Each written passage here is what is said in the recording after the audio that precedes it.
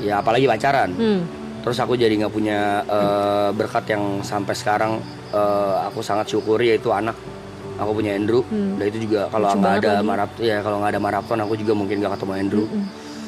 Dan juga kalau tidak ada maraton season 2 dan masalah-masalah yang aku lewatin, kayaknya aku nggak bisa dewasa nih sekarang. Justru sebelum, aku ingat banget, aku juga mau shout out buat Erika karena sebelum season 3 ini mulai, aku sempat ngobrol panjang lebar di rumah dia. Ini aku belum pernah ceritain di stream.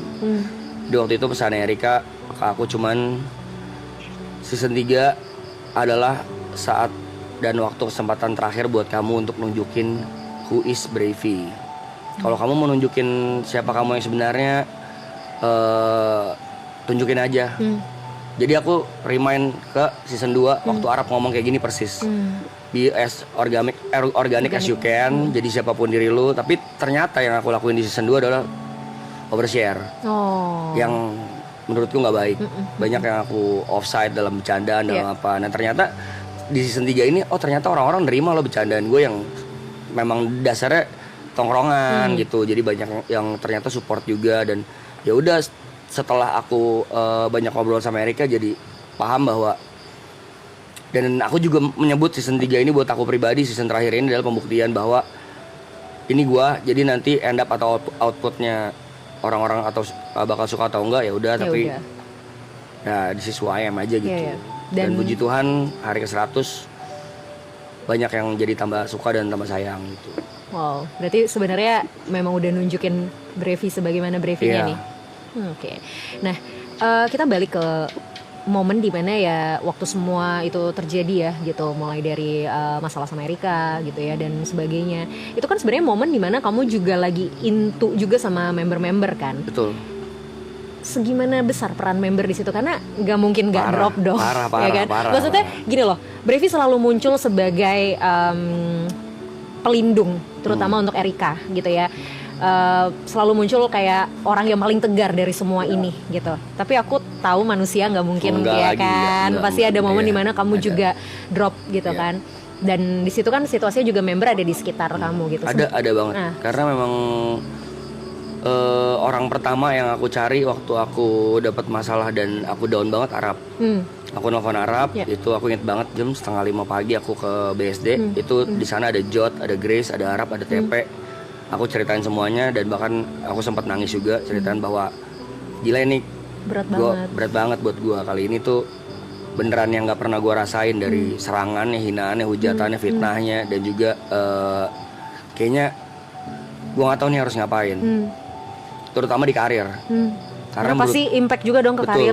Betul. Karena dengan begitu banyak berkatnya, contoh misalnya dengan kenal Erika, kerjaanku jadi tambah oke, exposure-ku, followerku naik, bla bla bla, itu nggak bisa dipungkirin dan aku nggak naif untuk mengakui itulah. Tapi hujatannya juga nggak kalah ngeri gitu. Yang tadinya aku pikir aku adalah orang yang kuat ya, ada yang aku cuek, aku nggak peduli, I don't give a fuck, kayak ya udah lu mau hina gue silakan, gue nggak peduli kok. Ternyata kenal loh, ternyata hancur juga gitu. Jadi pertanyaan pertama aku ke Arab, aku masih inget waktu pada hari itu, waktu lu dulu di hate, gimana cara lu ngelewatinnya? Ya sampai sekarang pun aku masih inget jawabannya. Arab cuma jawab, ya caranya lu menghadapi hate ya jangan dihadapin, jangan diladenin gitu. Lu jadi diri lu aja. Kalau emang lu berasa lu bener, kalau lu tahu lu nggak salah, nggak apa-apa, hadapin aja. Karena memang showbiz tuh gila. Banyak hal-hal yang kita nggak tahu, jadi tahu aja gitu. Dan akhirnya aku sekarang ngerti apa maksud dari kata-kata itu. Dan sekarang jadi paham bahwa kayaknya dulu gue overshare aja sih. Jadi orang-orang punya banyak celah buat nyerang aku pada saat itu. Dan itu tidak terbukti sekarang. Maksudnya ya udahlah, puji Tuhan sekarang orang-orang udah tahu masalahnya juga. Aku tidak membicarakan siapa yang benar dan salah, cuman minimal aku selalu mencoba menjadi orang yang tidak jahat. Ternyata kalau dilihat setahun cukup mengubah Bravey segitu banyak ya. Lumayan. Terus gimana, ini kan udah mau selesai nih. I mean tadi Bravey bilang di season kedua adalah momen perkenalan gitu kan. Season ketiga momen Bravey memperkenalkan siapa Bravey sebenarnya gitu. Banyak juga momen yang udah dilewatin dan gak memungkiri bahwa maraton memberikan andil yang sangat besar sebenarnya kan dalam proses hidup Bravey setahun terakhir khususnya gitu. Dan ini udah mau selesai. perasaanmu bagaimana?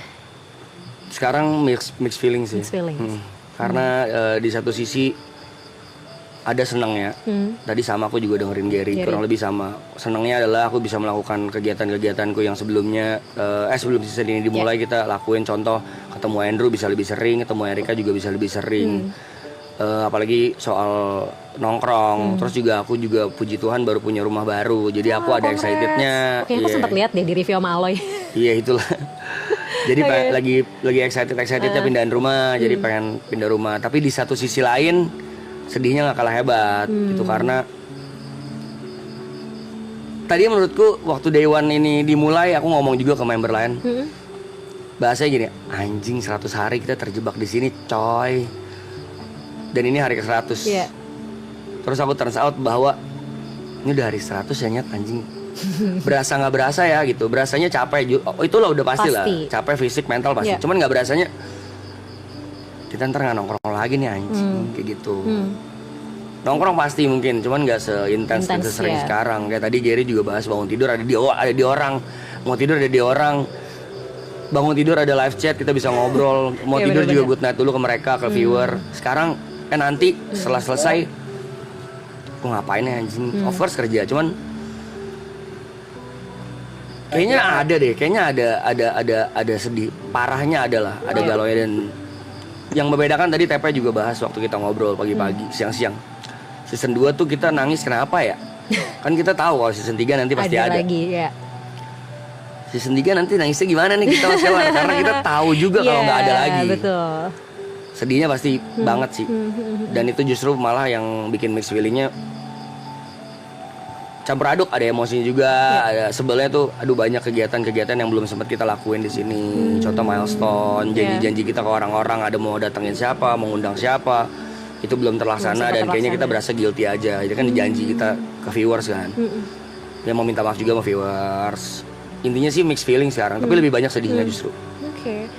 Sempat dibahas berkali-kali sama Brevi bahwa momen di maraton ini kan lelah secara fisik dan mental ya. Kalau fisik udah pasti gitu. Tapi dengan lelahnya kamu secara mental, akhirnya kamu bisa bangkit tuh gimana?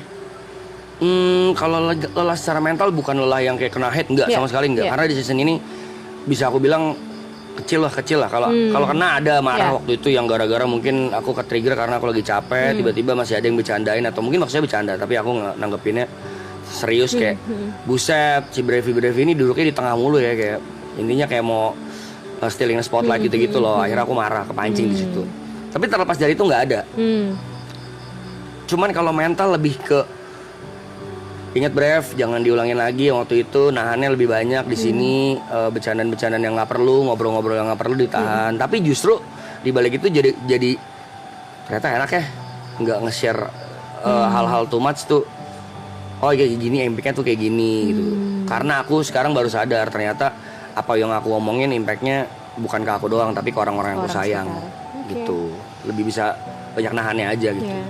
Dan sekarang kan secara nggak langsung juga tanggung jawab bertambah as a person gitu kan, sebagai daddy juga gitu, terus sebagai teman dari para member juga gitu. Kalau mau shout out untuk Brevi di tahun lalu ya, karena kan ini aku pun yang balik lagi sama kayak yang tadi aku bilang sama Gary gitu, kita ketemu cuma setahun sekali doang, tapi aku aja bisa ngerasain perubahan yang cukup signifikan sebenarnya, terlepas dari mungkin aku juga lihat perkembangannya di sosial media ya gitu. Tapi kalau mau shout out untuk Brevi yang tahun lalu, apa perbedaan paling mendasar sih dari Brevi yang tahun lalu dan yang sekarang? Emotional kontrol diri. Kalau shout out terbesarnya buat Brevi di tahun lalu, terima kasih sih sudah mampu melewati semuanya. Dan terima kasih udah mau berubah buat diri sendiri, bukan buat orang lain doang. Dan thank you sudah mau bertahan segitu besar untuk membela banyak orang sih, Brev. You did a very good job. I mean, gak gampang pasti karena menanggung banyak hal yang dalam tanda kutip bisa dibilang sebenarnya secara tidak langsung bukan semuanya jadi tanggung jawab kamu kan, gitu. Tapi kamu terima semua hate itu, kamu hadepin semua itu dan tetap terlihat baik-baik aja di depan semua orang, itu nggak mudah, nggak gampang banget. Dan mungkin cuman kamu dan orang-orang terdekat yang tahu gimana hancurnya kamu waktu itu gitu. Jadi Thank you untuk bertahan dan bahkan menjadi sosok Brevi yang jauh lebih baik sampai sekarang sih. Puji Good Tuhan. luck untuk dirimu, Terima kasih untuk banyak. karirmu. Selamat Amin. kembali melanjutkan semua yang mungkin kemarin sempat tertunda. Mimpi-mimpi yang kemarin sempat tertunda atau bahkan hal-hal baru yang sekarang mau dilanjutkan. Pokoknya good luck semuanya. Terima kasih Ya. banyak, amin. Sampai kita ketemu lagi. Thank you. Salam buat Arika dan Andrew ya. Siap, Andrew lucu terima banget. kasih. Gemes. Thank you ya.